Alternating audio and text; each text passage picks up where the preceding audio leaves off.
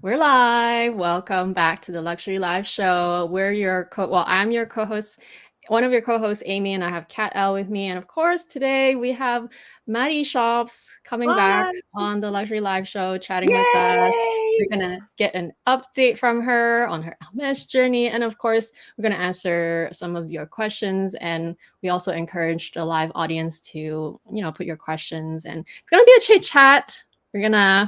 We haven't talked to Maddie for like 6 months already. I know. When Maddie said So like, "Oh, it's fast. February," I'm like, It just felt like a Been couple that of months. It didn't feel like 6 months. I know, but I I was know. thinking back and I was like, oh, I didn't have the 24-24. Oh, I didn't have the Birkin. Oh, I didn't have the Constant. Right. Like, oh, it's been a time. It's been And it's exciting because when when I reached out to you and then you said, "Yeah, there's a lot to talk about," and then I think you said something about, or maybe I just rephrased it like how your journey exploded, and yeah. so that's You've been busy. exciting. You've been busy. So how are you, Maddie? We'll just start like very general Yeah, first. I mean, really good. Like in the United States, the week after 4th of July, it can be a little crazy at work just because like everyone's coming back from like vacation and summer and whatever. So it's been a long week. I'm really excited to just be here and hang out and talk about bags, just kind of unwind. But it's been a busy 6 months for me. So we had my husband and I, we went to Paris, and that was like really amazing, exciting. And then, yeah, it kind of evolved on my Hermes journey. I don't know. Yeah, so there's been a lot going on with that. Virginie left Chanel. That Right. was like huge news. Like there's so much going on. Well, that's one of the things that I wanted to chat with you. That Yeah. was like one of my questions because you're pretty much my favorite YouTuber on YouTube land when it comes to Chanel. Like Yeah. Chanel hauls in general, not just, well, obviously the bags, but like your ready to wear, and then just your love and your knowledge on each Chanel collection is just out of this world. And I just love that you chat about it kind of like casually to make it very Mm. relatable. And even if people don't buy it, they can still watch it and then be like, "Oh wow, this is so interesting." Just like talking about the inspiration and all. And then yeah, like I think the entire world, right? We all just woke up one day. I think my news feed is Instagram basically, right? I wake up one day Yeah. and I'm like, what? It's like everything's like Virginie's gone or Virginie's out, and I'm like, just what happened? Yeah. So Yeah. do you know what I happened? mean, I immediately texted my FA, and I was like, "Oh my gosh, like, what have they told you?" And to this day, they still haven't said anything to the fashion advisors, anything to the people, working in the ateliers. Like, it's very much lip sealed, nothing really spoken about. Now, there's a lot of speculation. Of course, with the Haute Couture show, she wasn't there. And so I think that lends itself to even more speculation. It's clear it's not the normal process for things like at Right. any house. It's not the normal process of things for someone to just be here one day, gone the next.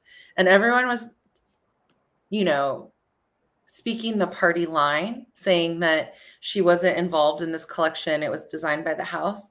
But there's just no way with the timing that could even possibly be true. And yet you look at the website, like everyone kind of said, oh yeah, the house.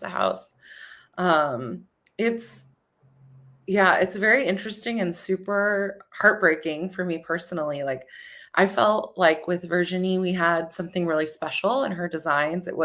She was so true to the codes of the brand, the codes of Coco Chanel, the codes of Carl. Like she's the closest thing we'll ever get to that. Whatever's coming next, I don't know. It's a little worrying. Um, it's a little worrying. A lot of names that are being thrown out there. I'm like, ugh, do I really Who do want? you who do you want to like who do you think would be a good fit? I want honestly, I want a woman.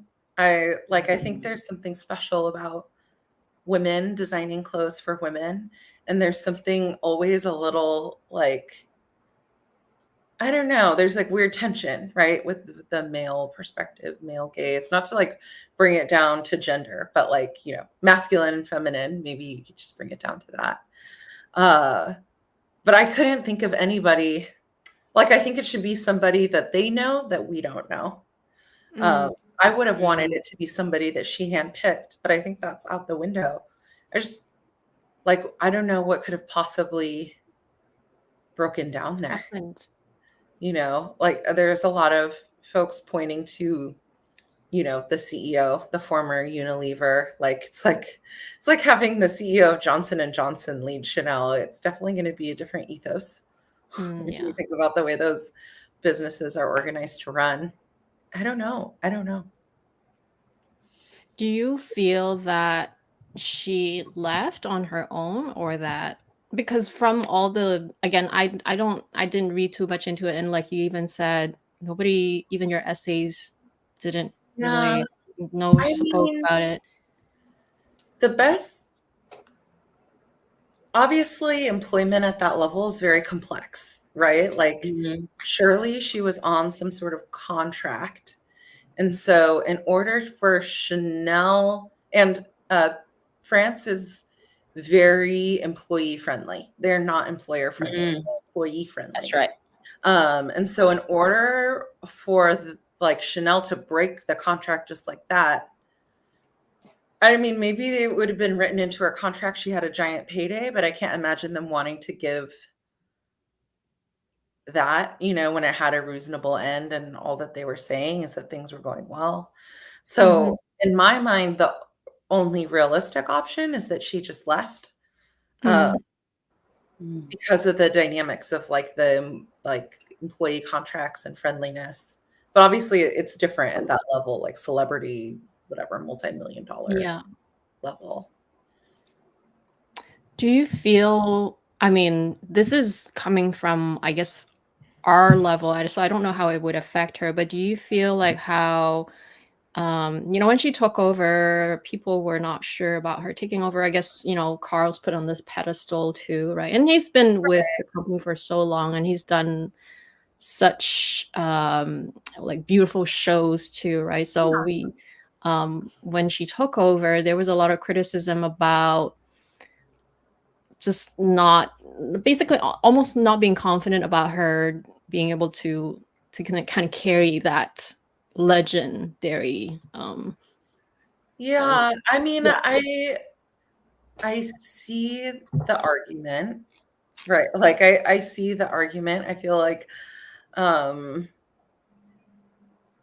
you think that could have affected her maybe? Like there's like so many things. Like one, post Carl, you do not want someone trying to knock off Carl. You know what I mean? Like post Carl, you don't want to see, like, it would be too play store, too I don't know, campy to just be like, oh, it's going to continue exactly the same. Like, I don't think you can do that.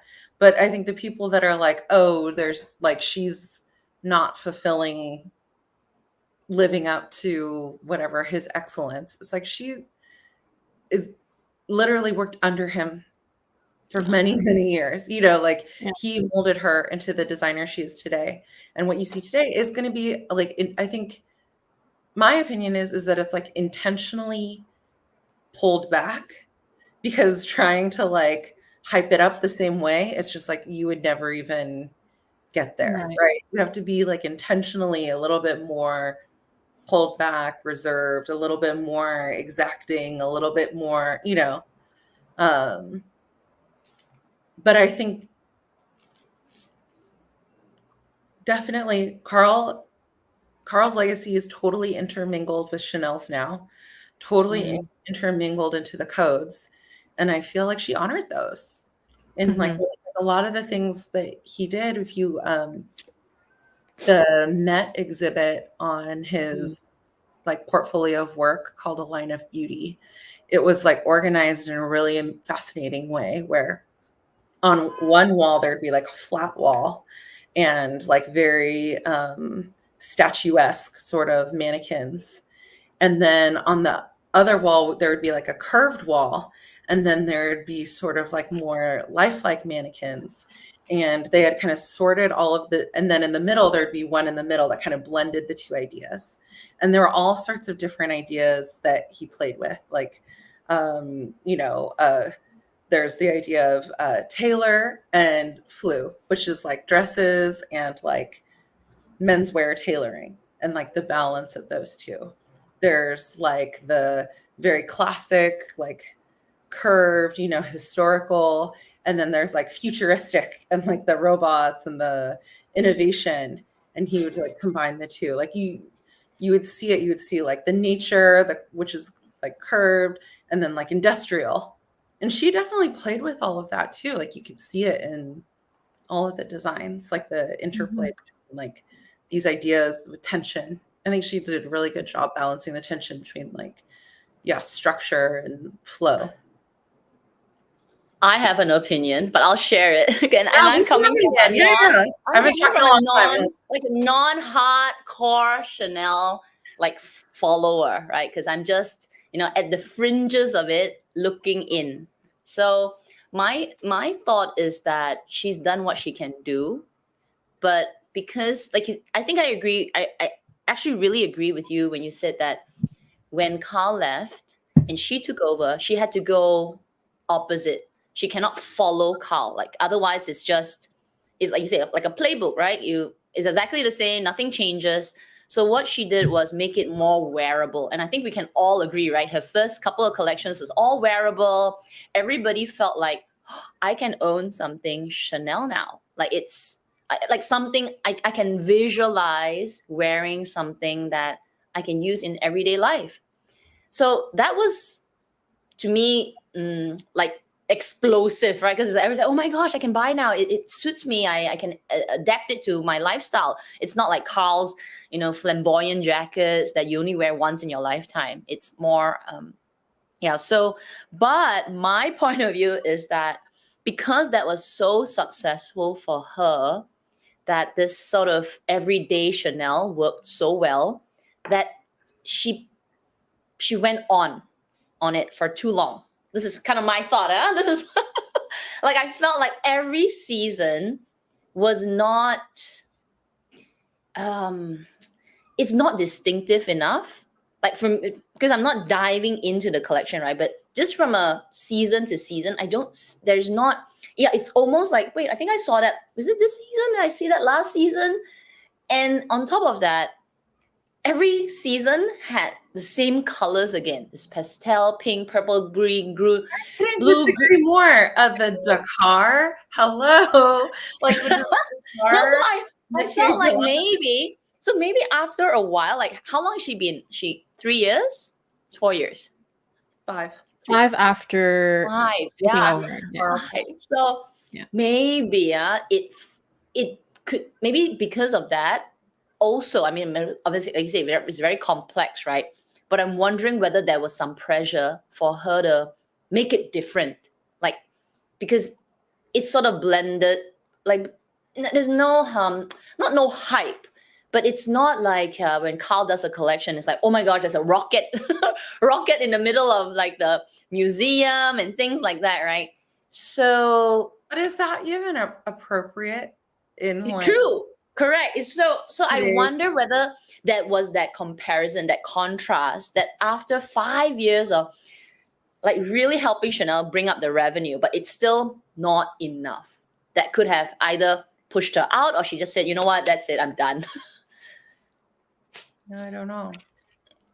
Well, the thing about like I've also, not to your degree, but I've always enjoyed kind of going over collections whenever the website is loaded with the new collection, and I mostly kind of go through it from an aesthetic, like my favorite looks kind of point of view, not so much where's the inspiration from. Like I might touch on that a little bit. And I have noticed that, you know, most of her collections are definitely more like relatable in the sense that it is more wearable. But I do wonder if that had more influence, like that, if the like pandemic had some influence towards that, because after the pandemic, everyone's sort of like living in, well, at least for a while, everyone's living in sweatpants and like sweatshirts and like not putting makeup on because we had to wear masks all the time. And that I felt like would have influenced her direction too. And then I almost wondered if, you know, just the bad timing of her taking over when the pandemic happened also had something to do with not necessarily her departure, but like it influenced certain things in the business, maybe at the high level. And I had some like would, you know, would change how the dynamic of like how the business works and leading towards what happened today, which is, you know, her leaving her leaving or Chanel pushing her out. Again, we don't know. We don't know. Yeah. I mean, it's not irrelevant, right? It's 100% relevant, right? Like 100%. It's so funny. Like, yeah, the impact of the pandemic on fashion, I totally agree. It's such a huge thing because I even like not even looking at her collection, but my own 100%. my own choices in what to buy this last few years has. I went from going to work at like 5 days a week to now I work from home 5 days a week. And so it's like, I promise you, I'm not wearing the same thing. Yeah, same. I'm not. There's a lot more knits involved now, I gotta say. Like, and because like, you know, like this shirt, it's a knit. I'm wearing a knit set right now. You can't tell. It looks good, you know. Yeah, and it's high quality as long as you feel comfortable in it, and it's still like as long as it's the quality, and then you can still go out in it. Like, but yeah, I almost feel like that was my theories that definitely had an influence in, you know, it's definitely not fun to be working through that kind of stress environment. Like you still had to be productive and show results, and yet everyone's like sitting at home not buying like the usual stuff that they would before. Well, they couldn't even get it to them. You know what I mean? Like the all of the shipping was shut down, right? Supply chain. And then there was this huge revenge, and now I don't really know where we are actually. I honestly don't know either. It's been so confusing, I think. Yeah. But oh well, let's switch it up. So this is deep. What we deep. Ultimately, I think it's a loss, and I'll be disappointed if it's like Jacquemus or whatever. So. No. Well, okay. Actually, one more thing before we move on. Okay. So, if you're not happy with the next, let's say they choose someone else, and then you're not happy with that. Let's say you're not happy with that person, but you're such a lover of the loyal to the brand. Would you still continue to buy? If I don't love it, I'm not going to buy it. It's way too expensive. That doesn't make sense, right? That wouldn't make sense. And so if I don't love it, I'm not going to buy it. If I'm like, oh my gosh, can you hear my dog? Started howling. I was like, oh my God. That wouldn't make any sense. I think the question is whether or not it will stay true to like the ethos of the brand. But you know, like I have items ordered through cruise. I ordered items from the Marseille cruise. And so that takes me through the end of this year. And if that's the end of my Chanel journey, that's the end of my Chanel journey. Lots of great clothes, and they will last a lifetime. Like especially the jackets. Like I can't keep at this pace forever, certainly. So yeah, so I wouldn't continue. When do you think they'll announce? Because it's been a couple of months already. I mean, time's flying. So I think so they are releasing already photos of 24B, which is a commercial collection. So it isn't really a runway collection anyway. And they'll probably have no designer listed for that. But probably by the time, I think the next runway show is S, and it's going to be in China. Isn't it K? K. ABK. No, K was Deauville. But no, because you said that they already have the commercial, like the photographs for the commercial collection, which is B. So that's the. Oh, but okay, sorry. K will be in boutiques next, but Virginie already designed. Virginie already designed that. Designs, right? So it's weird because it's like with B, we don't see the designs until they come out. Yeah. It's like it's kind of backwards. The commercial collections are kind of backwards and confusing.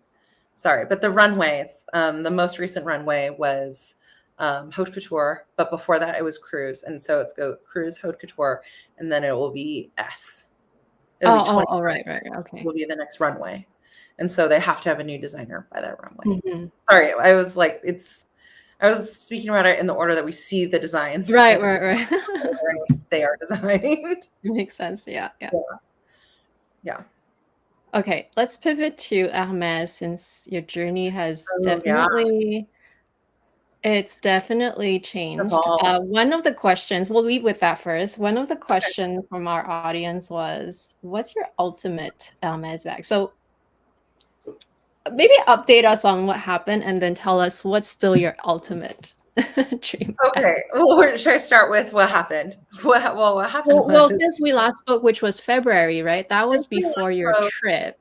It was before my trip. So when I went to Paris, I entered the lottery every day and failed. And I went to FSH many days and asked for a canceled appointment, and was very kindly, sometimes less kindly, rejected.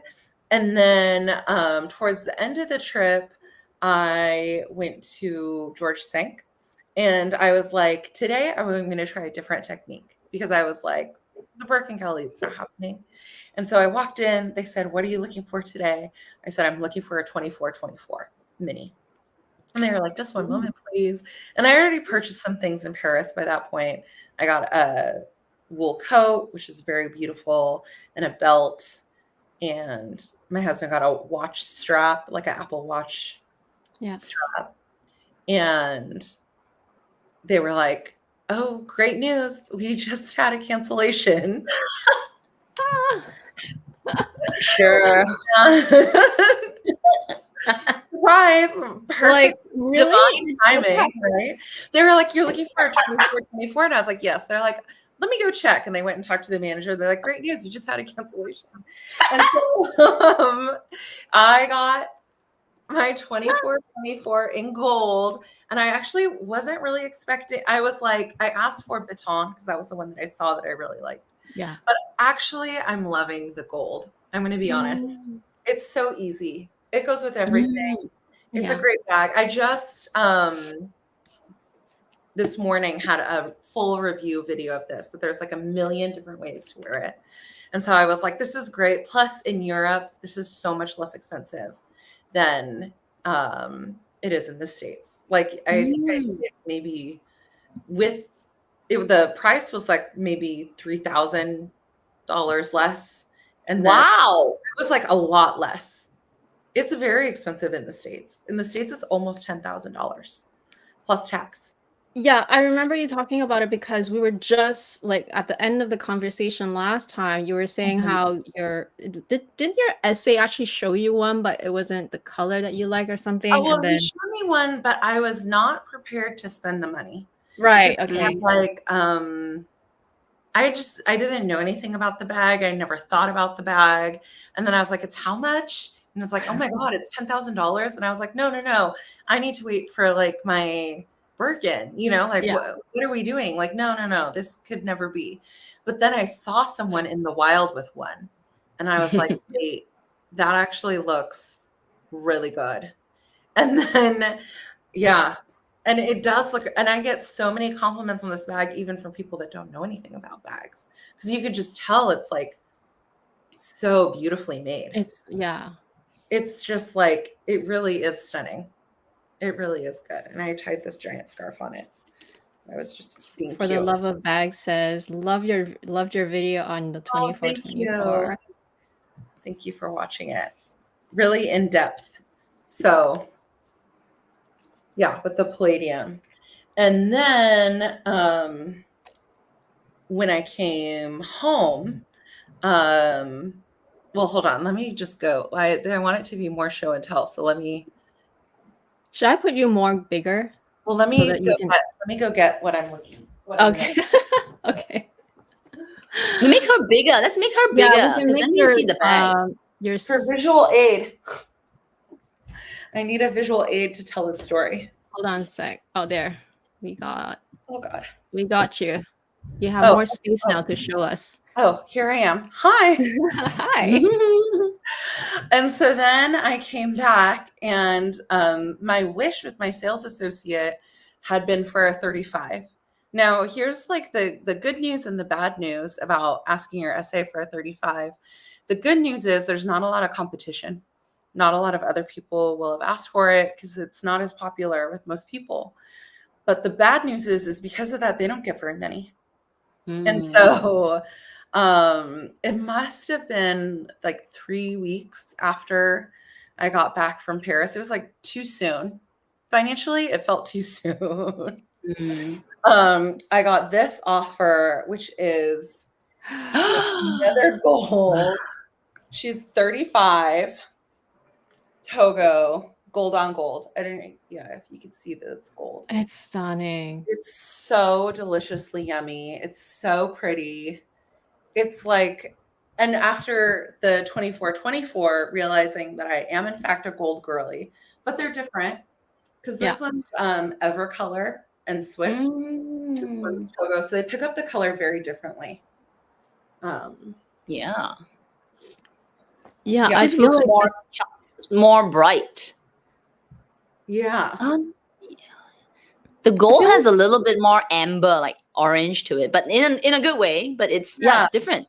Totally different.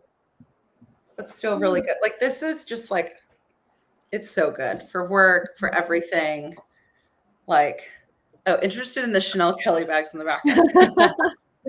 Yeah, me too, actually. Joe, you and I. How many of them are there at the back? Is there 3 of them? 1, 2. There's 3 Chanel Kellys and then 1 Hermes Kelly. Oh yeah, okay, that's the so it's kind of like confusing because it's like top handle central. Okay. And so this was really exciting. Yeah. And I, gosh, it was hard to get. I was like between 2 and 2.5 to 1 ratio, which was the most I'd ever been. Because I switched SA in August of last year. When my previous SA left, he quoted me out for 2023. And so then we started in August. And so then I think it must have been June. Yeah, it was June then that I got this, beginning of June. But right after I got this, I got news that my original essay was coming back to Hermes. Oh. What? That never happened. Wow. But different store location. So so we talked about it and I was like, okay, I will do remote shopping because I go to visit that area. And then while I was there shopping, like our first visit, he was so excited. We were so excited, like catching up. And I met the store manager at that location, which is key. I would definitely meet the store manager. And I got the Rose Pop Constance. So 18. This is goat skin too. I watched this video of yours, your unboxing Yeah. of this, and I Yeah, was like, wow, the color is so the it's color. such a I'm like wiping pop it of off. color, but it's Yeah, in a it's such a pop of color. It looks actually, I'm wearing navy, but it looks really good with like dark colors. You know, yeah. it's just like a pop. Or like you wear all white and then this, like it's pretty good. Yeah. And it's the new version with the With I the don't know. mirror, right? Yeah, the mirror.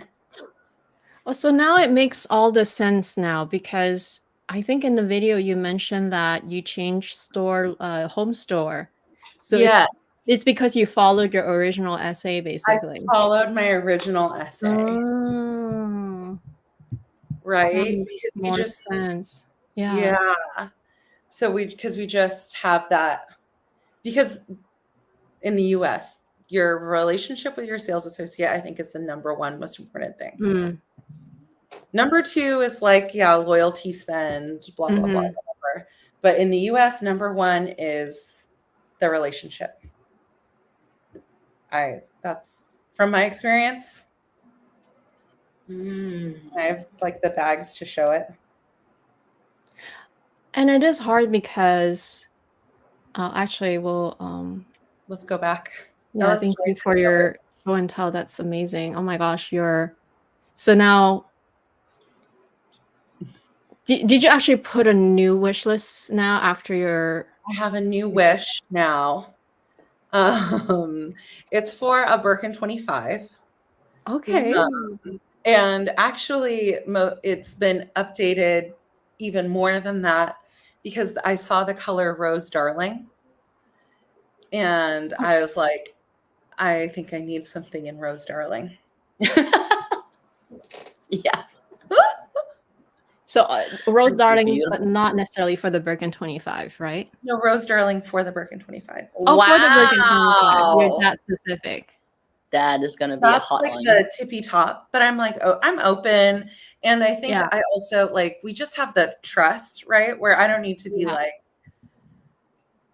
like the first bag he ever offered me was the Kelly 24 in pink. You know, it was perfect. It's like the perfect bag. And then this one is also a perfect bag. Like he gets me.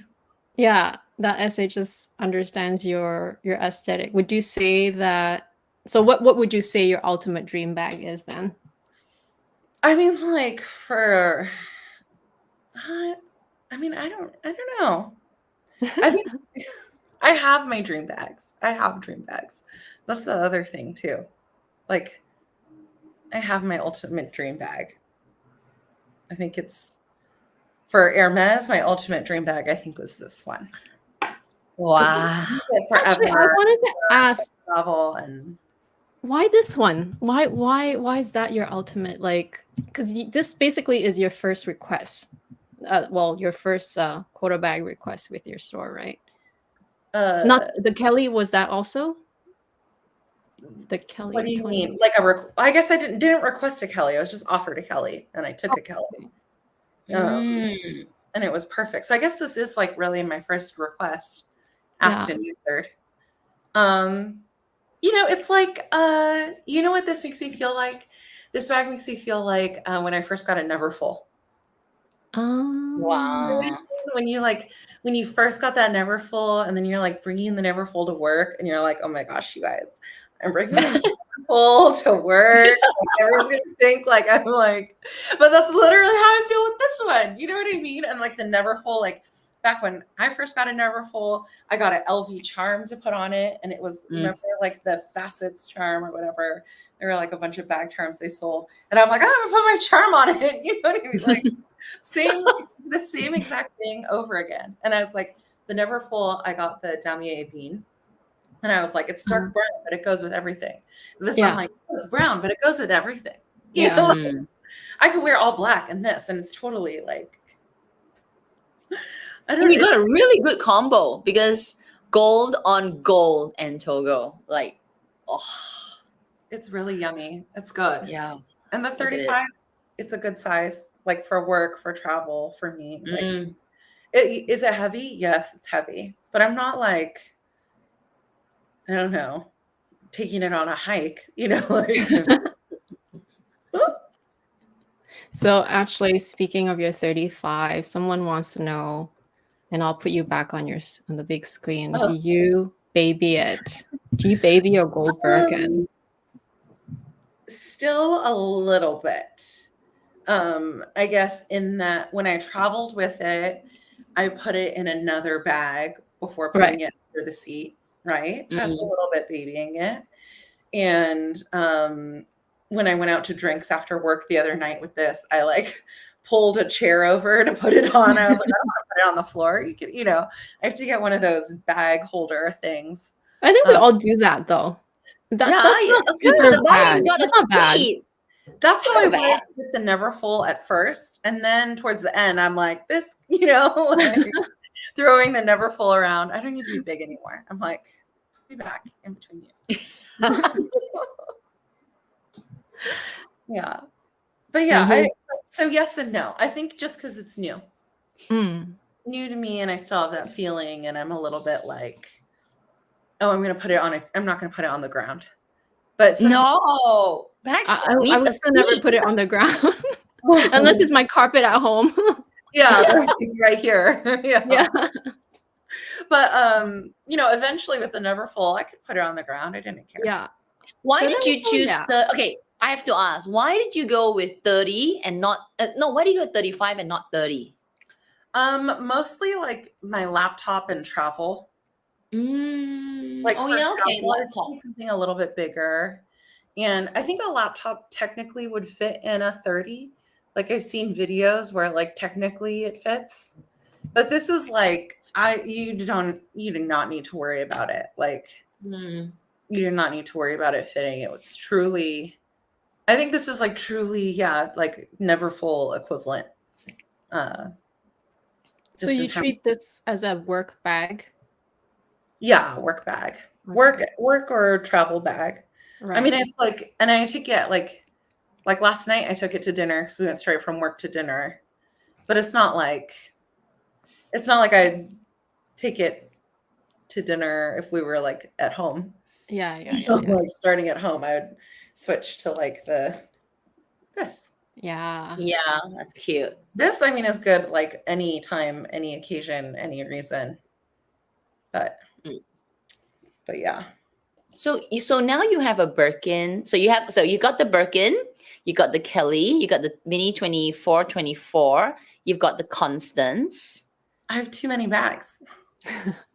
No, wait, I'm trying to see what. Okay, Picotin. Would you get a Picotin?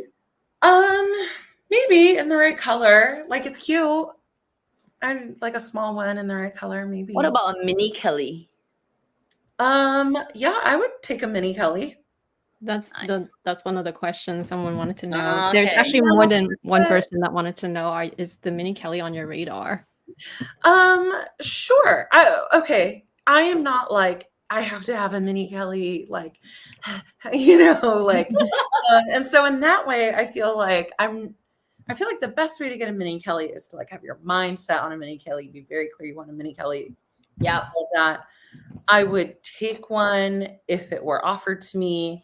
If I were given a special order opportunity, I would order a Mini Kelly, or a Kelly Pochette, maybe, depending on how I was feeling that day. So in that way, yes. When I was last visiting my SA, getting the Constance, he brought up a Mini Kelly. Oh, so I was like, you tell me, you know, like, you tell me. I don't know. I just shop here. You work here, you know.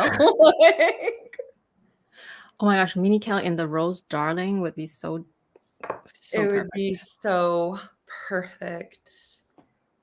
Maybe maybe you should tell your essay, dangle it. It's like, how about Mini Kelly in the that would be my thing, like being remote, right? It's a little bit different. It's a little bit different, and we've always just operated like really naturally. So like I shop, and then when he has something for me, I come see what that is. So I've expressed interest. I was like, oh yeah, I want a Birkin 25. And he was like, yeah, of course you need one in your collection. Like, obviously it's going to happen. And then he brought up the Minnie Kelly. So I'm like I said, I just shop here. You work here. So you tell me. I love how proactive he is, because I would say not every essay is like always looking after your interests. Well, Like, I think at this point, your essay knows your collection pretty well. Well, based on also your shopping history. But well, and we've also talked, like when I first started shopping at Hermes, like it's always been very natural. Because when I first started shopping with him, he was like, well, when can I get you a bag? And my answer was always like, I have lots of bags. Like you know what I mean? So I was like, so therefore I'm really only interested in a Birkin or Kelly because I already have tons of bags. It's not like I'm like, how am I going to carry around all my things? You know, I'm like, I come home and there's too many already as it is. I have lots of options. So it has to be like even better than what I already have in order. right. Yeah. So this was a follow-up question to the gold Birkin. Someone wants to know, how do you feel about people's looks when you wear it? I don't think I get looks when I think this assumes a lot. I think it assumes a lot that either people, like most people that I work with, they don't know, you know, like they don't really know. Like, I used an example, like, you know, one day I was like walking into work, you know, like I'll go into work occasionally and mostly work from home. But when I went in, I was wearing like a Chanel tweed jacket, and like this really nice girl, you know, she's like, oh my gosh, I love your jacket. Total Chanel vibes. And I was like, yeah. You know, Chanel vibes. And she didn't add like, is that from Zara? I mean, but I like it, you know, like it's not for me. I'm going to be like, oh yeah, it is. You know what I mean? Well, yeah, especially if it's a stranger, right? It's I'm like, that's oh, yeah, exactly thanks. what I'm going for. I'm definitely going for like the Chanel vibes. And so it's not, you know what I mean? He gets it. I was just like, and I like she made my day for, you know, in addition. And it's just like so sweet. But I think that just goes to show it's not like people are like True. obsessed like the way that we are. You know what I mean? Like, True. if you like, it's funny you say that, because I feel like on either Instagrams, I'd be like zooming in. I'd be like, what is right. that? Exactly, because I feel like it's really just the social media world, or whoever follows, like if they're interested already and they follow certain people, and then, you know, I think only these individuals are so self-aware of either themselves or other people wearing it. Whereas I think even it happened to me too, not like exactly like your story, but I think I've mentioned it a few times on the live show, where one day I was wearing my Birkin. It was still pretty new at the time, and I had my my pink Rose Mexico charm on it that that was gifted to me by one of the lovely subscribers. And you know, it was one of my first times wearing my bag out, and I was just at the like at the Vancouver outlet store. So it's a very nice area, very clean, but all kinds of different people shopping there, right? Huh. And then this lady comes over and goes, oh my gosh, your bag is so cute. And then she goes, it's very innocent, but like she just uses her finger and she pokes at my rodeo charm, right? She's like, oh my gosh, this is so cute. And I'm just like, thanks. Because I was like, this is like a brand new bag. Like, to me, I was still babying it, right? And I was like, please don't poke my Togo or like my Swift leather on the rodeo. Yeah. Like, I was just like, yeah, they definitely didn't know where it was from. Otherwise, they wouldn't do that. But they were just very like happy to see, and they were just like, wow, this is so cute. I've never seen this before. Yeah. So I feel like most people that are aware of it, they're just more self-aware, or they're aware of it because they're obsessed about it. But most other like they don't care about fashion or don't care about brands, really don't know, have no clue. My mom, right? My mom, I told her I got a bag at Hermes. I showed her this and she goes, oh my God, you got a Birkin? And I'm like, well, no, it's No, but it's like, she knew the word. Yeah. She knew the name, but she has like no idea, right? Like what it's really supposed to be. It looks a beautiful bag. I don't know. Mm-hmm. Who's to say? It's so true. I think even my mom would be the same way. She would only think that they make either Birkins or I don't even know if she knows Kelly's. Definitely the Birkin is more the iconic. It's more talked about. It's the bag. name. Like Yeah. everyone knows the name. Yeah. Yeah. Yeah.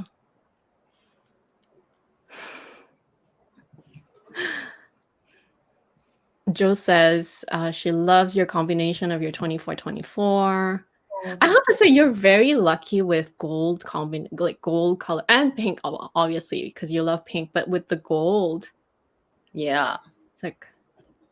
And this is like the palladium is good because this is like more casual, like, yeah, casual, everyday bag, grab and go. Like, I feel like I take this anywhere, honestly, right? 'Cause who can even tell?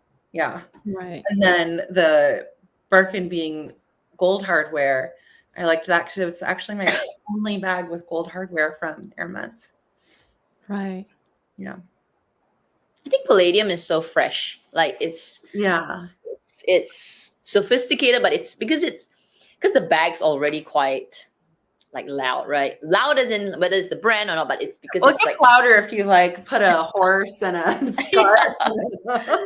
So palladium actually just makes it so much more youthful in a way. I mean, gold is, I love gold, but yeah, but it does add an element of like, young, like younger. So I don't know. I like palladium. Torn about your Constance, Kat? Is that why you're like? But I will. Like, and I look at it because I was at one of the reseller stores yesterday. Oh. And I was just looking at all their bags, and I was staring at two Constances. It was black palladium and black gold, and I was like, yeah, the gold's really nice. The palladium's so nice. Oh my goodness. I think it's hard because like with the hardware, I've always said that I feel like whatever suits that leather or that bag even, but it's hard not to have a bit of everything because like for me, I'm so weird that way too. Like if I have this bag, I want, let's say, the next belt that I get to match the bag too. So if it's like palladium hardware and like my Kelly, right? My Kelly in Gripa, which is more like almost like a white with a very light hint of gray. So I was thinking, oh, I need a belt that is definitely more on the cooler side, or either very neutral white and a palladium hardware. Like I feel like when I, mix and match too much of the hardware, then I get a little bit OCD about it. Whereas so that leads to my next question, because like I feel like when I get let's say right now my mini Kelly is gold on gold, and now I want something cool tone, and it's a bit excessive in a way, because like again, mini Kelly is not the easiest bag to get, but at the same time I'm like, but I feel like I need it because you feel the gap when you go to like reach for a bag. Yeah. You're like, oh, but actually what I need is something like a little, like I need a small bag with silver hardware that feels good. Yeah. And then for me, in my collection, I'm missing palladium for sure, because all my bags are, well, except my toolbox, but that's sort of like a work bag, but all the new bags that I got, they're all gold. So I feel like there's there's like the gap, like I need something else. Yeah, I know. I always try and write it down when something like that happens, like either with bags or with clothes. Like if I'm getting dressed and I'm like, what I really need is like a tank top that works under whatever. Right. I like put it in my notes app, so that then later on when I'm like shopping or I'm trying to make a decision about something, or like trying to decide like, oh, how do I want to organize my collection? I have the list of like problems. You know what I mean? Where it's just like, oh, fashion problems to solve. Black flats that isn't all worn out. because like all of like I got to a point where all of my black flats were like beat up, beat to death. And it's fine if you're like throwing them on and like running all around the groceries, whatever, like running around crazy. But then you're trying to get dressed for a work event and you're like, I cannot wear these like raggedy flats. You're like, it's time for a fresh pair. That's a good idea, actually, because every time I'm like looking at my shoes, I'm like, if only I have a pair of like whatever pointed flat heels. And okay, never mind, another time. And then you forget about it. And I forget about it. And then you're like at Hermes and you're like, what do I buy? What do I need? What was the belt? Did I need? You know what I mean? Like, yeah. True. So we have this from Joe, because we all know, well, Joe is one of our members and she's still waiting for her Kelly. I think she's just about over a year, I think, for waiting for her Kelly 25. Yep. And then you mentioned also earlier, Maddie, that I think for your Birkin, right, you said 2.5 ratio, right, which is quite high, even for a bag that's not super. 2.5 was if you included my Kelly to go wallet. Oh, okay. 2 to 1. You included. 2 to 1 is if you don't include it. And I like, so that was the only leather thing that I mean, who knows? Well, which is still high, right? Because it is high either way. Yeah, it's high either way because I think the common, not knowledge, but like the common consensus right now is that like bigger bags are easier but not easier to get. And so easier in that, like, I think I got, one of the first ones that came in. But the things to know, that store is very, very, very, very, very competitive. One of the most competitive in the US. And I had a good relationship with that SA, but not great. Like it was good. But it wasn't like my previous SA where he's bringing up bags, right? And that makes honestly all the difference. And there's like, unfortunately, there's no formula for like chemistry, or like, like some people you just meet, you click, you relate on that level. You're like, this is, But even if Joe didn't say that, but you hear it often, and even with myself, like I don't think that I have a bad relationship with my own SA either. I also had to change SA because my first SA left all of a sudden, and so I had to reacquaint with someone new.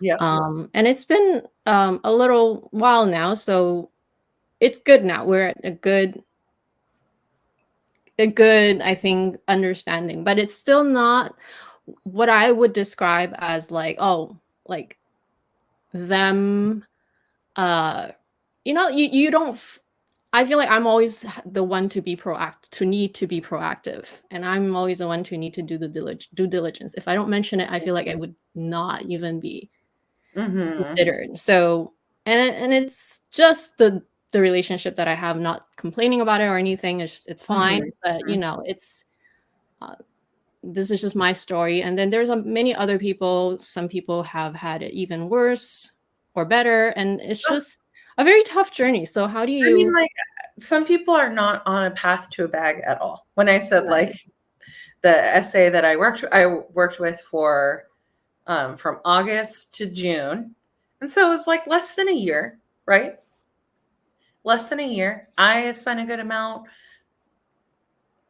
He was offering me like the 24, the Kelly to go. Like there's a lot of people spending a lot more money at that store. Like you know what I mean? Like, so not trying to say at all that it was bad. It could have been a lot worse. Right. And so I guess to the question, like, do I feel like it's just too oversaturated? Yeah, it's tough. Probably, like, if you just want a Birkin or a Kelly, go to fashionpile.com. Okay. If that's all you want, if that's, you know what I mean? Like, email them and ask for a 10% off coupon, or wait till you get one. You know what I mean? Like, wait till they do some cashback sale, something. If that's all you want, right? If you're not actually interested in other things that Hermes is producing and making, like, if you don't want all that stuff, good for you. Do not try and, you know what I mean? Do not try and, there's no game to be played like on Reddit or, you know, TikTok. They talk about the Hermes game. Like, it's not a game. It's expensive. It's expensive. I mean, like, it's expensive. And the fashion file resale, honestly, right now, it's not that bad. Now it's better, yeah, for sure. Yeah, if that's all you wanted, it's not that bad. It's no. I mean, when I first started, like three, is it coming to the 4th year? You know, it's sort of like say, okay, it's gonna be expensive, but you don't really know how expensive it's gonna be until you're in it, and you're like, well, and I like started keeping track. And then I was into this. We can talk about it shortly, but yeah, okay, go on. No, I started keeping track, and I was just like, I am beside myself, obviously. But, you know, there's obviously something wrong with me, you know. Like, oh my gosh, Mandy, this is so funny. I just had this conversation with Amy because I was watching what's the name again? Lou. Video. I can't, Je suis Lou. And, you know, very sad that she got into an incident, right? She got robbed. But in her video, she was talking about, you know, taking photos of your luxury items, you know, and then she was giving good advice, right? Yeah. Like, don't keep your authenticity card with the bag, because her bag got stolen, and then obviously when they sold it, it was like the full set.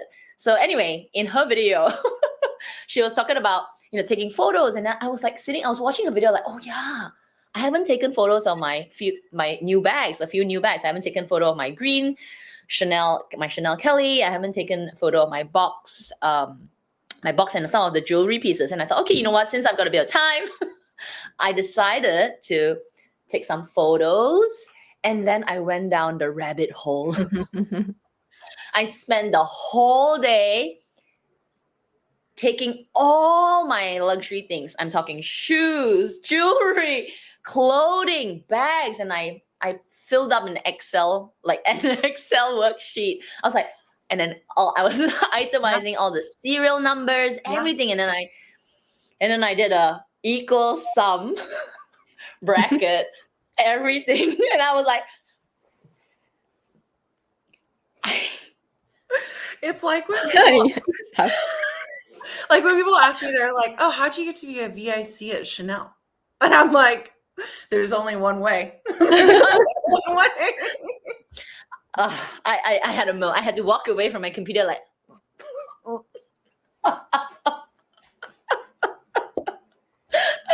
No, it's so wrong. Like, I totally it's so wrong. So wrong. Think of like the number of times like we could have gone to Greece and like chartered a boat, you know, or whatever.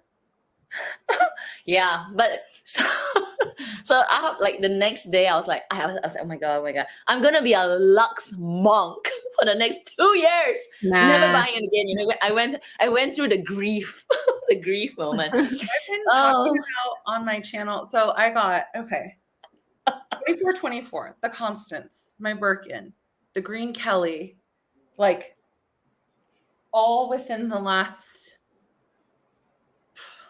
6 months since we spoke.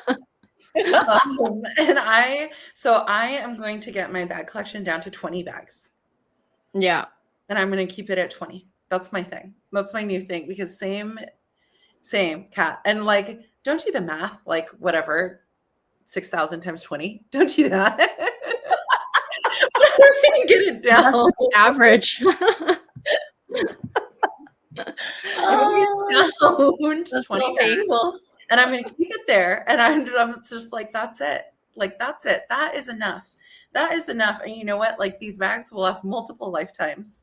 You know, I don't need 6 Birkin 35s. I just have one Birkin 35.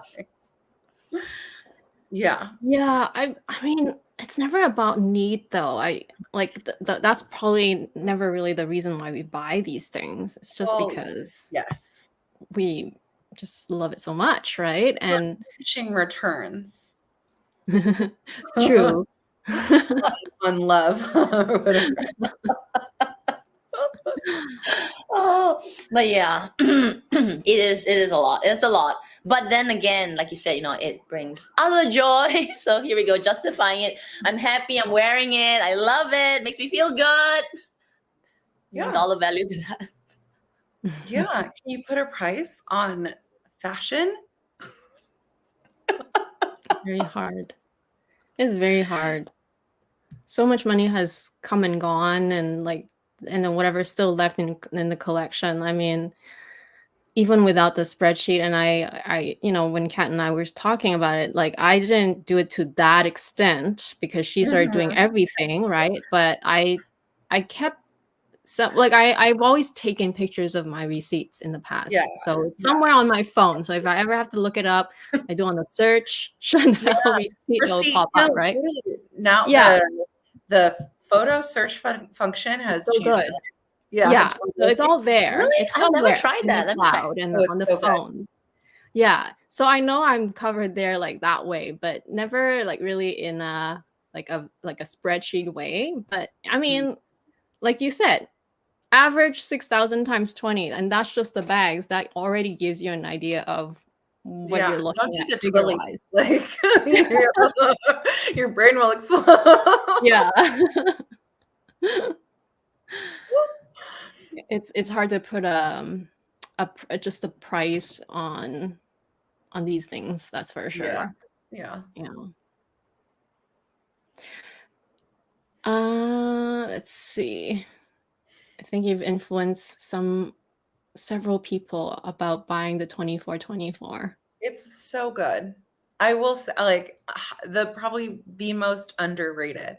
Lots of people have lots to say about it, but I don't think, like, the main thing is people say that it like tilts forward like this, Mm-hmm. but it's only doing that when you're holding it like this. When you wear it, it rests against your body.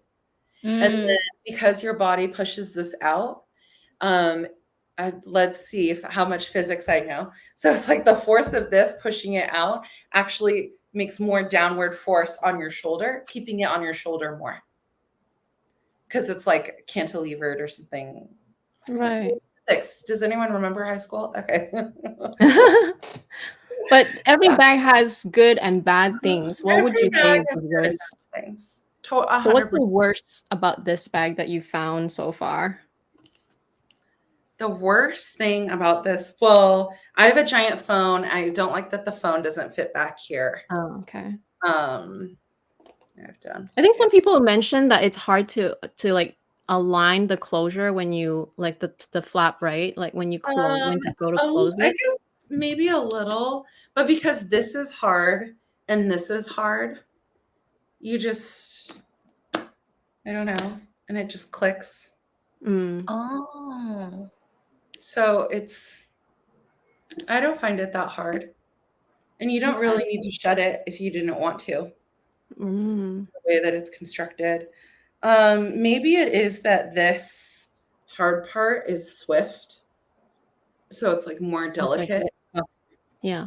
Yeah. So it's like this is finer and more delicate, but the body is Evercolor. So yeah. Yeah, it's like if the Kelly and Toolbox had a baby. Totally. Yeah, it does. Actually, let me grab my toolbox. Yeah. It's a very similar class. Oh yeah, it is. It's the same class. Yeah. Yep. Yeah, it's like a little dumpling. Cute.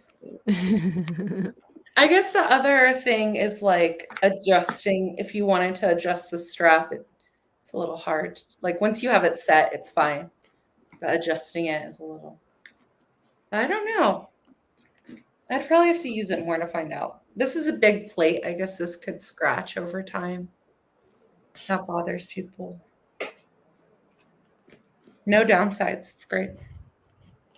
Actually, your bag's what leather again? Is it Swift? Oh no, it's Ever. Evercolor. It's an Evercolor. So this is Evercolor, and then this trim is Swift. You see the difference in the texture?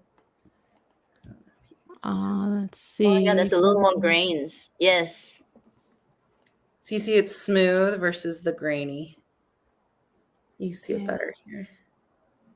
You can just see how smooth this one is. But yeah.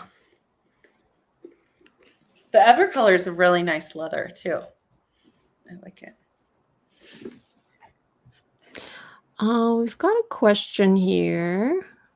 And it's also interesting. I don't know if you know a lot about exotics, because I recently bought a charm, which is the birdie charm. Mm-hmm. And I was almost confused because I obviously, you know, I just like when I bought it, I just paid for it and I came home and I was like, hold on a second. Because my charm had a few exotic on it, but then it didn't come with the site, CITES certificate. Yeah. And I even called my SA just to like double, triple check. I'm like, Yeah. isn't that supposed to come with one? And apparently it didn't. And I was like, that's a first, because I have a couple of exotic, well, I have one small leather goods, full exotic lizard, and it comes with the sights. And then I have the touch picotin, and that comes with one too. And I'm just like, how is this not? Oh, and I also have a rodeo charm with the wings touch also. Oh. And that came with one? Yeah, that came with one. And I'm just like, why is my newest one didn't come with one? Which exotic is on it? It's very small. I can grab it after, but it has 3 exotic on it. It has a little bit of ostrich. Oh, wait. A little bit of lizard, a little bit of alligator, and a little bit of something else. Let me just grab it. But yeah, how do you feel? So that's my, like, I was just confused, but how do you feel about, I guess, resellers that sell without the certificate? I probably wouldn't. I probably wouldn't. But I also live in California, which is like generally pretty strict. Right. Just with exotic sales in general. Yeah. I wouldn't buy it. I wouldn't buy it if it doesn't have the cert, especially for exotic, because you're paying so much more. Yeah, so this one didn't come with one. This one has this has alligator on the wings. Oh. And then it has lizard on the head. Yeah, I could see maybe if it was just lizard. No, but my lizard Constant Slim has a full cert. And so I was very confused because it's not like the wings are that small. No. It has 2 sides, right? The wings. Yeah. So I don't know if it's a new thing. Misplaced it's a Canada thing. I don't know. I should check. I mean, I double check with my essay. So unless my essays didn't check properly, because I don't have one for this one, which is very so what are you going to do? Only use it at home? That's right. Like, how do I travel with this, right? I mean, it'd probably be safer not to. But then again, like, what is the risk? I guess it depends on where you're going. Yeah. And how, like, I mean, if you... I have the receipt and everything. So, yeah. Put it in your bag while you're trying. You know what I mean? Like, yeah. But yeah, that is one concern. That is the reason why I asked why it didn't have one, because I know customs will, they can ask you questions about it, and then if they're not happy with it, they can like take it away. But but also I did find it strange, because normally on the Canadian receipts, it's a little bit different, right? The Canadian receipts versus the US receipts. On the Canadian receipt, at least for my rodeo and even for my piquetin, they also print out so the item you bought, but below that it prints also a portion of the CITES information, whereas this one didn't have it either on the receipt. So I was like completely confused. That's yeah, because it didn't have it on the receipt either. So I was like, oh, and then my essay double checked that it didn't have one. So I'm like, okay, I guess not. Anyway, that was just I don't know if it happens to anybody else, if they know, but yeah, I wouldn't buy one either because I'm like that. I'm already very like kind of risk averse when it comes to buying secondhand. So I wouldn't buy it, especially if it didn't come with everything. That's how I feel. I guess what if it were like steeply discounted? No. I know. I think we talked about this last time. Like I haven't decided how I feel about exotics yet. So yeah, that's fair. I haven't really put in a lot of thought about it, but I'm like, oh, like I just like my gut reaction is I'm like, I don't know. I don't know. So. I think exotics, I think it's nice to, I guess it's the thought of having one is kind of like cool, like, ooh, I've got an exotic bag. But practically, I don't know, like I feel like with exotics, it's sort of, there's a lifestyle involved, right? Exotic bag. Yeah. So if you don't, I mean, not to say you can't have that lifestyle. You can obviously have ones, go for it in occasion, but I just feel like there is a difference. Like when you wear an exotic bag, it's like, whoa, exotic. Which is not the most practical. That's how I think. And it's not a practical leather to have. Apparently, if you're going for the crocs and the alligators, they're quite delicate. They're hardy, but because it's been dyed and you've got the matte finish and all that, apparently water is its worst enemy. It's like a gremlin. Yeah.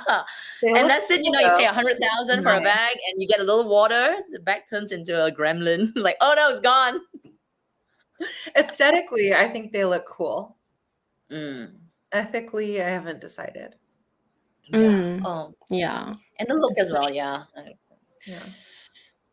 I don't have anything like, I don't have anything against it. For me, like, because when I asked for a charm, I actually asked for a charm for a different bag for my Kelly, mini Kelly, and I ended up getting this, but which I don't think I'll put it on the mini Kelly at the end of the day because it's also a different hardware. So I did put it on for a little while and then I put it on the Birkin, but but the reason, like, I wasn't given an array of choice. Like my essay just came out with this, and her reasoning was that I picked this one for you because the other ones are too normal, because this one at least has 2 exotic skin on it. I'm like, okay. And it just happened that the little brown part here kind of matches the gold, right? So would the white match your Kelly? Oh yeah, good point. Only thing is I found this because this birdie charm in comparison to the rodeos, it has a shorter this part. It has a shorter, how do you call this, string. And so I felt that it sit too high, and it's almost like on the flap, and it's just like every time you open, it's just like it doesn't sit low enough. So yeah, but I thought about the white part going with Kelly 28, but yeah, in the end I feel like it's just what if you clipped it in the strap instead of looping it around? But the strap is even higher. Oh wait. But then it would be longer. Sandals. So just I see. Just like that, right? Yeah. I'll try it. Yeah. Anyway, these charms, I don't buy too many of them anymore. I don't know why that one day I was just thinking that might Mini Kelly looked too plain, which normally I don't really care because I don't really it's care about big. charm. You're like, oh, it's so much empty space. I know, right? It's just like, but the Mini Kelly really didn't need a charm because it's already so small. And so I don't know why that one day I was just feeling the urge to ask. But I was just very surprised that it didn't have one. And I only realized that after I came home, which is not too late, I guess, because I live here, but still, it just surprised me that it didn't come with the certificate for this one. Yeah, So, it is surprising. yeah. But anyway, I have the receipt and everything, so it's not like I could always prove that I bought it here. But yeah, I don't have anything against exotic, but I do agree with the practical side, like on a bigger surface, like on a bag, and just the cost itself is not a practical. Yeah, the cost of an alligator, whatever, right? Mini Kelly, let's say, right? Is it like 50? I have no It's idea. like 50,000 Canadian, I think. I don't even know. It's a lot. I think so, because I was talking to the reseller yesterday and said that if you're buying exotics from the store now, it's actually not worth it because they make you spend, say, your ratio is 1-to-1. So let's say your exotics 50,000. So they may make, or no, 70,000, right? An exotic crop will be 60, 70,000. You might have to spend maybe not 1-to-1, maybe like 0.8, so another 50 grand. So when you actually buy an exotic in store, it's 100 over 1,000, right? You get, and maybe in the past, or at least during the pandemic, it made sense. But now resellers are selling brand new store-bought exotics for like 80. So if you really want an exotic, actually, it's time to look at the resale market. Like, you can get some good deals. Yeah. And it's funny because for the longest time, at least in my store, they've only offered exotic to, as my essay used to say, the shoppers that have, or the clients that have more shopping activities. Something along the lines of that. Like, that's how my essay said it. And I'm just like, oh, okay. Like, basically, you had to be spending a way more, right?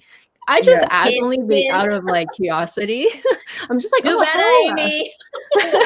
Like, how, like, you know, just out of curiosity in terms of like discussing the aspect of like a bag, right? Like in terms of like, what leather should I get in this, that, just like talking, not even really seriously considering it. But when I mentioned, oh, but what about exotic? And then she said, oh yeah, but I think yeah, those are reserved for clients with more aggressive shopping activities. And I'm just like, okay, I get it. I'm not there. Not even close. Yeah, not even close. Like honestly, on the scale at which some people shop. Yeah. There's there's no competing. Yeah, no. And I'm not trying to either. Yeah, I'm not trying to. Oh, here's another question also from JW Miller. Do you ever worry about your items being stolen? That has come up a lot because I also watched Tamara's vlog recently, and they had their luggage stolen right above their heads in the train.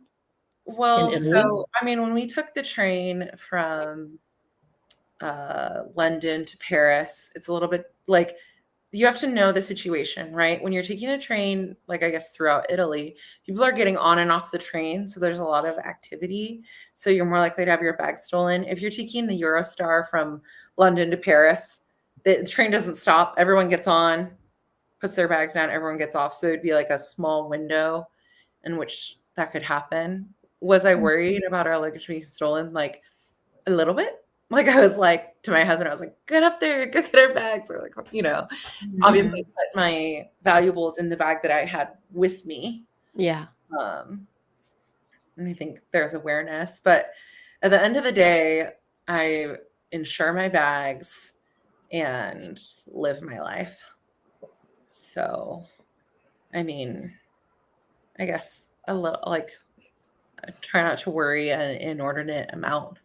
It's like home security, basic privacy precautions, Mm-hmm.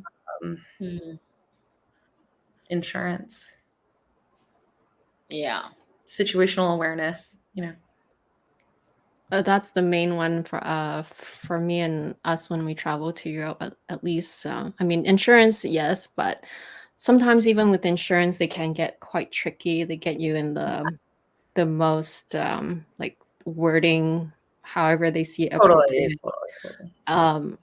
But the situation awareness, I mean, I was telling Kat too, like last time we traveled to Europe, and that was the only time too, but it was the four of us, and like literally four pair of eyes. We were always watching each other. And there were times where it was quite sketchy. You could feel that there's a couple of people coming around like very close, and you're just wondering like why are they so close and they're not. And yeah, I think because we also, I think at the time, right, I was also not quite I was into luxury, but it was not my priority to try to score the next best Chanel or LV at the time, right? In Paris. It was just like whatever, if I could get something nice just to remember the trip, that was just like a nice thing to do. So I didn't even buy anything Chanel except I think earrings or something. So small, such small items, right? Yeah. But I could, like, we were very, very paranoid. Even before we traveled, we did a ton of research, and I was telling Kat that we had these fanny packs that are like this thin. The money bag. Yeah, they're like, but they're so uncomfortable because it gets so hot, right? Because like you would put your passport and then of course your main ID, credit card, and the money. Yeah. But And you're like, it's like literally against totally. under your clothes. It's under your clothes, right? And it's like it gets hot. That's and then probably overkill. Probably you didn't. It was overkill. At the end, I stopped wearing it. But like that's how paranoid. Like that's like we did some research, like what to buy to take to Europe, and then I think maybe the guys were still wearing it during the trip, but I was just like I couldn't at the end of the trip. I was just like I don't want to wear this thing anymore. But yeah, I think basically to be super self-aware, more paranoid than you normally are is super helpful. I think there's no such thing as being too paranoid when you're traveling in Europe. That's what it's just too inconvenient, right? Because if anything happens, even if it's a small incident, it ruins the whole day. And if you're there for a short trip, there is you spend like at least half the day finding help, and if you really need to police, and it's like the hassle. So better be just like everyone's a suspect. Like literally get away from me. we were very like we were so hardcore, but it was good because nothing happened, nothing bad happened, but we were so like on the other spectrum of like being very, very alert, very cautious, which I'm glad that we did it, but it's definitely, I mean, for us it was hard not to worry because you hear so many stories, right? And I don't think it's worse. I don't know. You know what? I don't know if it's worse now or because social media brings it up more that you feel it was worse before already. Now. It was always been like that. It's always been like you just gotta be. Those money belt things are not new. Yeah. Like I remember like my parents having those for like even like going to LA. You know what I mean? Yeah. Which is like it can happen anywhere, literally, even when you feel safe. But worse when you like I feel like if you really just didn't pay attention and it happened, you kind of blame yourself. But if you've done everything you could and still it happened, then of course. But I think we were more paranoid because one of my best friends, like she lives in Australia, but we went to high school together here, but she was telling me how her aunts, and they live there on top of that, like her extended family, her aunt and some cousins, they live in Paris. And then I don't know if it's some relatives visiting with them, and they got robbed, I think, with a knife or something. It's so scary. Ooh, And yeah. so it can happen even though you have locals with you. So it's just like we were just so like so worried, but we were, prepared, I guess. More prepared, you could say. Yeah.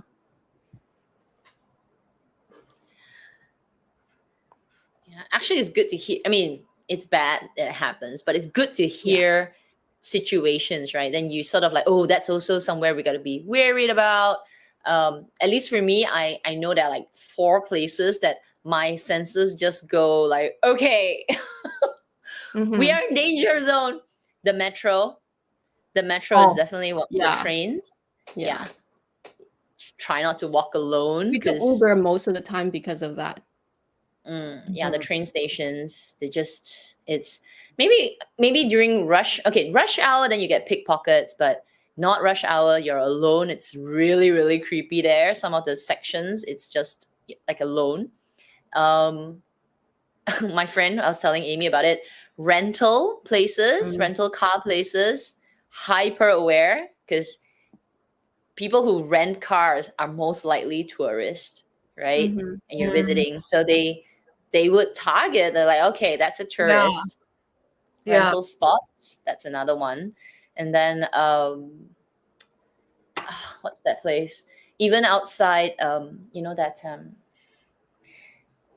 the big train station where like the Charles de Gaulle, like they come up to you and they're so quick, right? They'll just talk to you for a second. Behind, they'll pick your pocket already. Charles de Gaulle, that train station, because that's where another tourist hotspot is, right? Those are the 3 that I'm extra. I'm like, get away from me! Get away from me! I think that's what I said. Like the people, they came really close because we were at the train station. We just got off the train, and then all of us had to go to the washroom, right? So we had to take turns watching our stuff. So only 1 or 2 people could go to the washroom at once. But literally they were, and then we had we also traveled super light. We only had our carry-ons, and then we were there for like, I can't remember now, 2 or 3 weeks. So we were very light travelers, and we still had to look after 4 luggages, right? And the backpacks, and just like, I didn't care. I was just crowding the stuff and making sure. I didn't care if I looked like some like very like, I don't know, tourists or whatever. Like the people, they were getting really close, and I didn't know what they wanted to do. They were just very shady. Yeah. The last one I remember now is escalators. Going up the escalator. So this is where my dad got pickpocketed. This was to me, like, I mean, after they took it, I thought, wow, that is skill. Like that I would not have even thought about it. So it was a long escalator, and we were going up. I don't know, was it the train station? Anyway, it was an escalator. So my dad was in front of me, like a few steps, right? Because he go on first, and we're all on the left side. Then a couple of steps down, me, and then my brother, and then I think my mom. So right at the top of the escalator, right? When you just you're gonna step off the escalator, this guy walks, he's walking on the right side, he's walking up. Right at the top, he sort of tumbles onto my dad. And obviously at the top, my dad falls down, he falls on top of my dad, and then he helps to, pick up my dad. And then like, oh, you okay? And then obviously we are like, oh no, my dad fell down at the top of the escalator. Then he goes off. And my dad, oh yeah, okay, because you're you fell, right?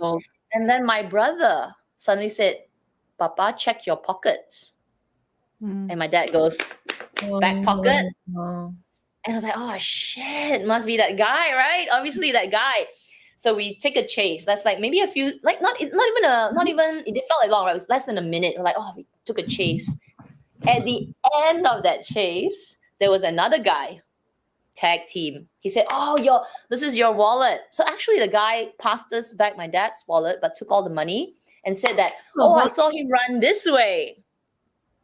But obviously we so we thought this guy is a nice guy, the second guy is a nice guy, we ran this way. Then after a while, we're like, damn, they must be working together. At least you got the wallet back. Yeah. So yeah, you're right. So we lost like a cup, like 500-600 euros, but still, I mean, when you step back and when you think about it, it happened in like what, 5 minutes, but it was at the most unexpected spot, escalators. Yeah. So after when I'm on, I'm like, I'm standing like this on escalators, like I'm watching you. I'm watching you. That's why you need those fanny packs that are so hot, but then you can't They're right really here. pickpocket that. Yeah. Anyway, we have a question from Blue Egyptian Lotus. Would appreciate everyone's opinion. Thinking of selling Chanel Pearl Mini 22. Okay, to fund the 19S Pearl Mini Rectangular. Ooh, okay.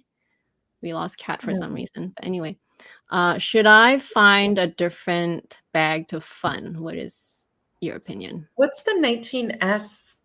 Oh, remember the pearl bag? It's like made of fabric, but it's all embroidered with the pearls. Like Jerusha's pearl bag? Yeah. Would a Mini 22 Pearl fund that? There's no way. Probably not fully. Probably like, not fully. She will have to maybe like, I think that 19S one goes for a lot on the secondary market. Yeah. Right? Yeah. Like 20, like crazy. Yeah. No. It would help. Oh, okay. I was like, yes, it does. Yeah, I mean, it's pretty special. The 19S is pretty special. I think the 20, I guess the question is if you use it or not, right? Mm-hmm.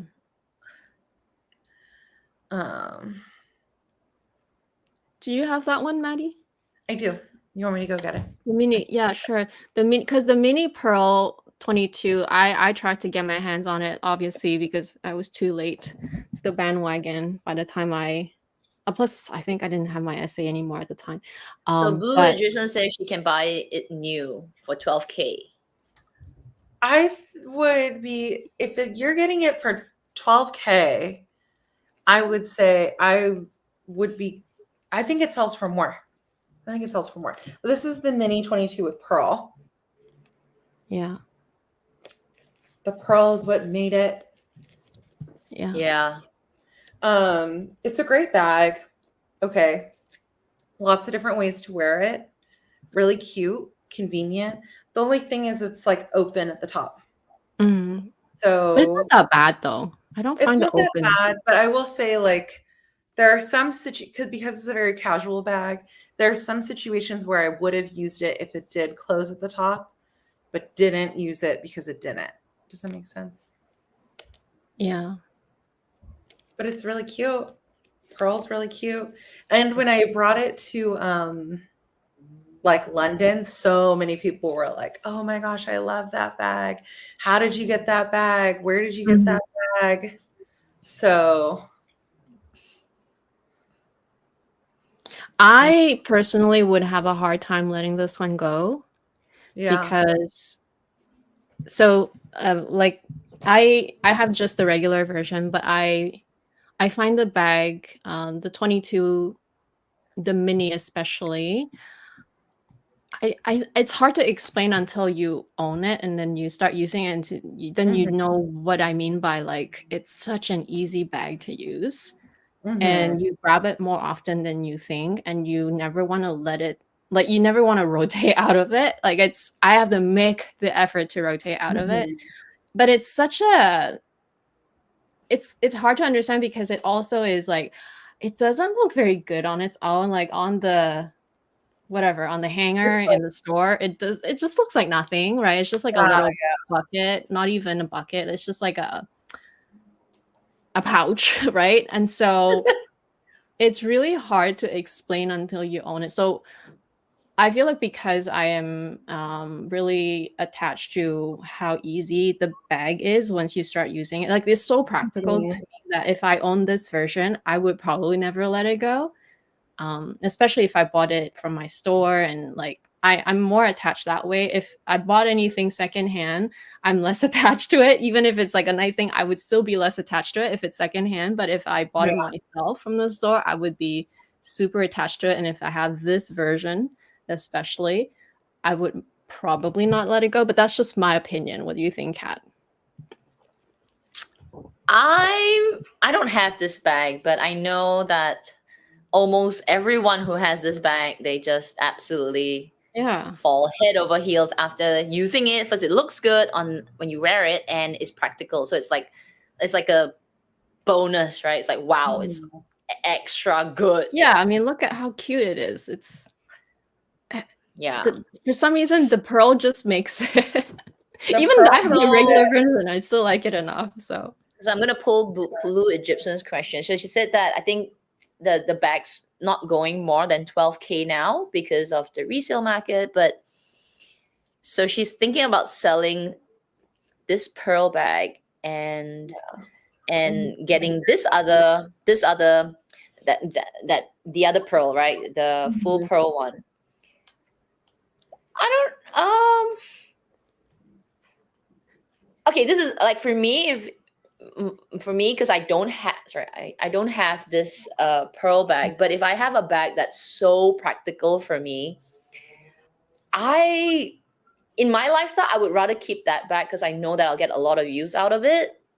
Yeah. And let go of another bag that has almost a lack use, like not used as much. I don't know. That's how I kind of feel. Yeah, like this bag compared to the pearl flap, they're two totally different bags, right? Like you would not use them. They both are pearls, but you would not use them in the same situation, same moment, same whatever.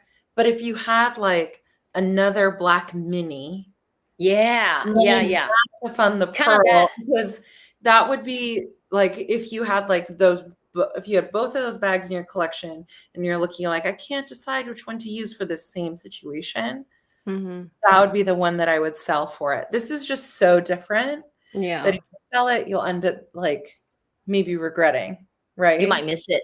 It's actually a really different bag. And I don't have the mini, but I have the Chanel 20. Where's my Chanel? Chanel 22, the medium size. And in my entire collection, I don't have a carbon copy, which makes that bag different in the collection, and then therefore it has a use. Obviously, if it doesn't have a use, it'll be gone. But because it's different and it's practical, it has its place in the collection. So I feel like this would be similar in a mini size because it's practical. It's different. You know, it's not a standard square rectangular mini or square mini or top handle flap or So I think I would go with it. The technique I used for like getting down to 20 bags is it's like, oh, if I would use them both for the same situation, you know, which one's better? Yep.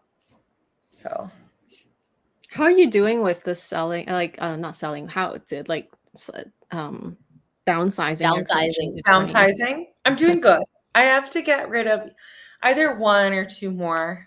Okay. Wow. And then I'll be there. I think how attached are you to? There was a lot of excess in my collection, honestly, and a lot of overlap, right?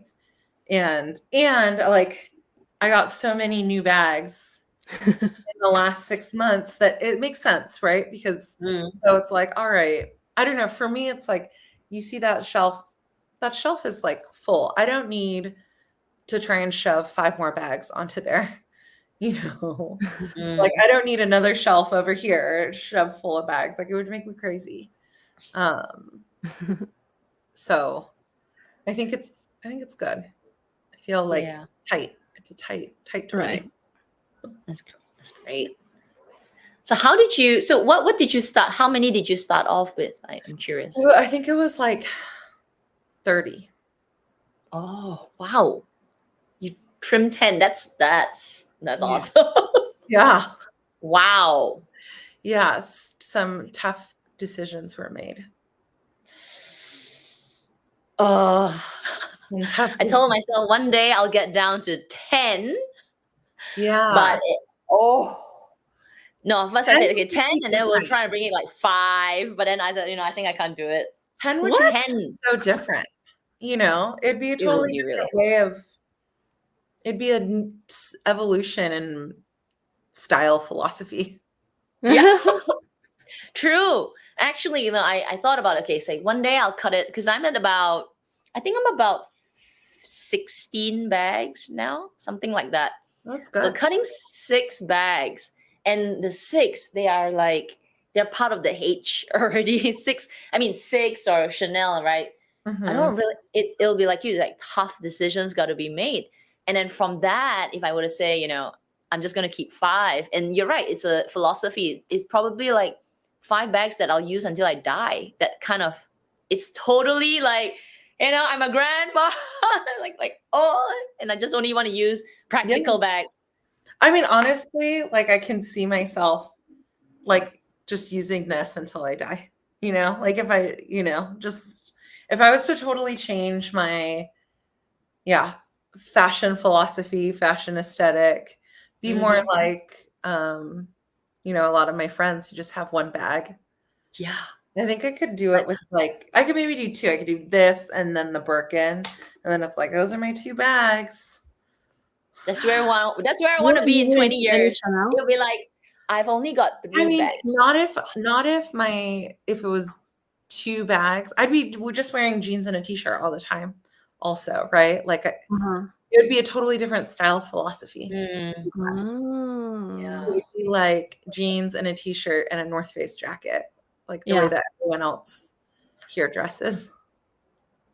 It's funny that we are talking about this now, and I'll put you back on the because earlier I was trying to film my Q&A because I took a week off, but one of the question was, and it comes back, like this question is asked by many different people at different times, but it's like always the same question. What if you could only like choose one forever bag, like one and only one, right? And I'm just like, why do we always get these questions, only one, right? Which is like the absolute is so hard to imagine, right? But then I also just picked an Hermes bag, which is my Kelly 25. And I'm just like, after I asked you, like, what about Chanel? Like, you're not going to keep Chanel. And then you said, well, yeah, if I'm just wearing jeans, t-shirt, North Face, which is exactly how I would, like in the winter time, especially, it's raining constantly. Yeah, North Face jacket all day long, right? Yeah. And like a Chanel bag with that would kind of look a bit, I mean, it's fine, but like I think the mini. You wouldn't and then also like a Chanel bag every day. Right. I don't like jeans, t-shirt, North Face, and this. And then it's like, well, why does it say Chanel? And what are the pearls doing there? And it's like, this is a great bag, but it's like using this pearl bag every single day. Pearls would start to lose their luster. Like it wouldn't work. This is an everyday bag. It's very cute, very usable, very wearable. But this bag almost demands like a cute outfit, not like a non-outfit, Yeah. Not North Face. I mean, I guess maybe you could wear like Lululemon and some cute sneakers, but and like big sunglasses. Like I could see that for this, but this, it only makes sense if you're like, if you have like the little sweater and the like the little flats and then like you have your little look going. It's like Yeah, I agree. It wouldn't work. But if I was like to completely change my style, just like wear like basics all the time, always wearing basics, this is It'll be Hermes. Yeah. Perfect. Like Agree. no name brand clothes, just all. I think that it's a little bit like the mini Lindy, which is why so many people love it. Yeah. And I mean, aesthetically, I always say this, it's not my favorite aesthetically bag, but it has been very practical. It's the bag that I just don't think about. I just throw on, I use. But do I like the look? Is still like, but in practical terms, it's one of the best because it's easy. The leather is hardy. So yeah, I think that's like the 24. Yeah. It'll just go.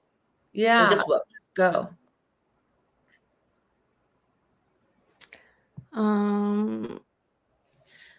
Did you, for the love of bags, did you sell them yourself? I don't think you do, right, Maddie? You usually No, I consign don't. them. No, I am Yeah. like, I'd rather have someone else deal with all the headache and take a little bit less. Like, it's not worth it. It's not worth the drama.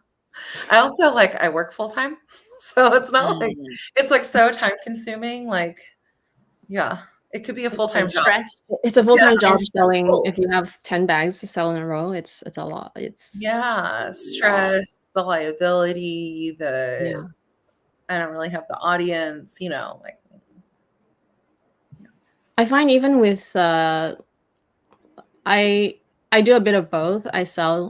I usually try to sell myself first, and then after a short time, if usually the popular stuff goes very fast. Yeah. Usually within the next day, or sometimes within like an hour. But whatever is harder to sell or not as popular in demand, then I would ship it to consignment. So I do a bit of both. But I have to say, selling yourself is stressful. So much anxiety, right? Like waiting until it reaches the final destination. It's like and then it's like, I mean, you can say no returns and somebody asks for a return, and then you're like, well, what do I do? Just say no. You know what I mean? Like, it's just like, I'm just not set up for it. I'd rather anybody else deal with it, and I just don't have to deal with it. That's so much better. Yeah.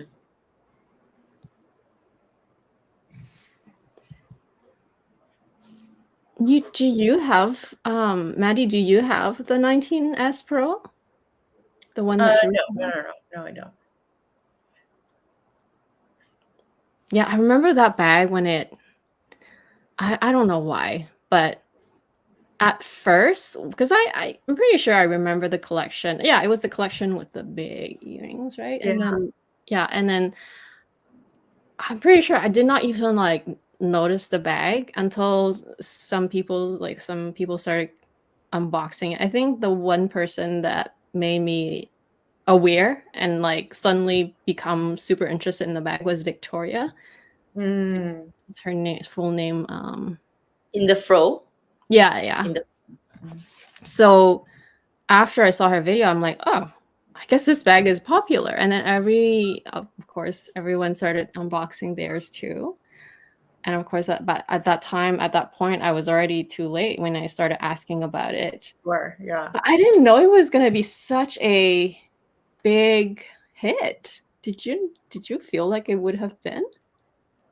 I mean, they have done versions of it since that haven't been as big a hits. Like, there was one pretty recently, I saw it in Paris that was like similar with like velvet and pearls, which was like really pretty. People did not go crazy. You know what I mean? Like, I don't know. I can't explain why was this mini 22 with pearls like so insane to get, and then there's other bags that are just as beautiful that it's like nobody cares. I don't know how that works. Actually, this point from Blue Egyptian about the pearls, and I kind of agree, which is why I am so a bit like, I don't know why is it so crazy. So Zico told me not to pay more than 10,000 for a pristine 19S Pearl Mini Rectangular. She advised against the bag because the pearls scratch easy, but I do love it. There's some of the pearl earrings, like, because it's just fake pearls, right? So it's actually coated with this, I don't know, paint, like iridescent paint. And if I recall, I think I had a pair of earrings, like Chanel earrings, and I sold them. I used a reseller to sell them. And she took a look at it, and she was like, oh, there's a little scratch. That's when I took the pearl and looked carefully. I was like, oh, yeah, it's sort of like rubbed off. So that's on earrings, right? You don't touch your earrings so often, maybe the way I started. But this bag is absolutely covered in pearls. You put it on the table, it's going to rub against the table. Yeah, totally. Yeah, so and obviously maybe when you're using the bag, you don't see it, but if you were to investigate it, every single pearl, I don't think you can avoid it, and I don't even know if they can repair it. You got to paint over the pearls or something. Yeah. Oh, they're plastic, not even glass pearls. Not sure if that there makes a you go. difference anyway. Would it? I don't know. Because they're still coated with that translucent coating. The sheen to give it that shine, right? I mean, it's still beautiful bag, and if you're keeping it Well, forever, glass sure, but pearls, if you drop them, they'll break. Right. I guess that makes it worse. Yeah. yeah, I think, and you probably, if you were to get the bag, you probably need to, like, you know, magnify and check. Otherwise, it's costly, right? It's selling Put at it a in a high glass premium. box in your room and admire it while you. But then that's like the same thing as like, oh, why would you buy exotic if you're always afraid of rain, this, that, and it's like. Well, I guess an exotic would also be a good thing to put in a glass case. And then you wouldn't need the sights. You wouldn't. I know, right? my old essay was like, because I remember we were staring at the like the glass display at the store, and I was like, ooh, this gorgeous, it was like a green croc, it was like a wallet. And my essay is really practical. My old essay is really practical. So I was like, wow, so nice, so nice. My essay, instead of saying one day, typical kind of salesperson, one day you'll be so good, la la la. No, comes out from the mouth like, it'll be destroyed if you get water. Where's the dream? You shattered your dreams. Okay, not for you. Not for you. Like, not for you. If it gets what, if it gets rain, it's gone. Like that. Like, well, that's loud. And that's loud, and like, all the customers are not going to buy it anymore. Scratch that. So funny. Yeah, I feel like, I don't know if we're discouraging Blue Egyptian, but I have to agree with this one. I've learned the hard way not to compromise with practicality of the bag for your lifestyle. It's too fussy to use when you won't, and then you won't use it. It's true, because if you love a bag so much and too much to the point where you're afraid to use it, that's a problem. Yeah, that's a problem. I think we're not discouraging you. We're just saying that because you're paying such a high premium, you got to sacrifice one of your beloved bags. Then it's sort of telling you like, well, if it's for you, then it's obviously it's for you. Nothing can convince otherwise. But yeah, nonetheless, you love it so much, right? So it's really about making the choice. Like, it's your choice. If all three of us could go on and on explaining all the reasons why the mini pearl is great and all the reasons why the pearl bag is bad and expensive, and you still are not in here, then we know that what you're supposed to do, which is follow your instincts. Yeah. Sometimes there's just, you don't need a reason to love something. Yeah. You just want to get it because it's your dream bag. So just get it. Yeah. We could overanalyze it the whole day. And then actually true. Yeah. Just overanalyze. Some people love it. You know what? I still want a white, Birkin 35 or whatever. And like, then get a white. Are you crazy? You trash it like the Olsen twins, like, okay.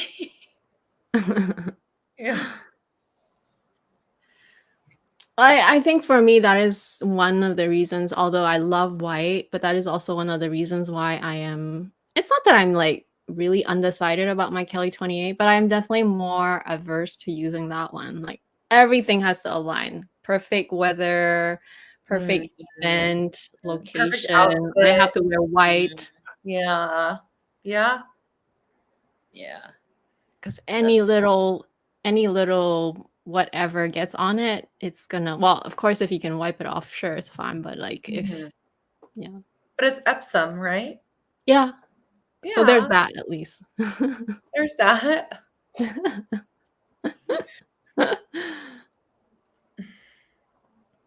White Virgin 35.